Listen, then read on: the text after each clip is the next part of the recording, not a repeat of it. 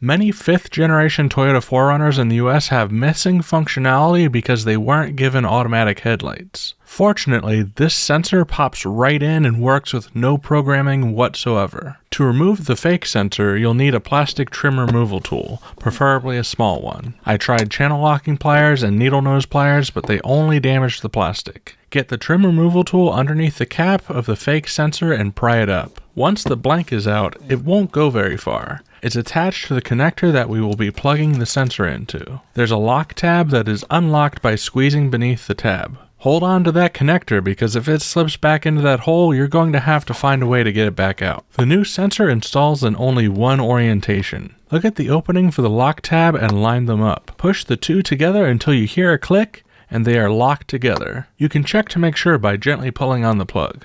Now the plug goes back in with the new sensor, but again, it only goes back in a certain way. Aim the locking tab towards the back of the vehicle and it should drop right in. As long as the sensor isn't defective, you should now be able to turn your headlights on and off without the screens changing back and forth between day and night mode. Remember to use your headlights, not just your daytime running lights at night, and check out this other work I have done with the 4Runner. Thanks for watching.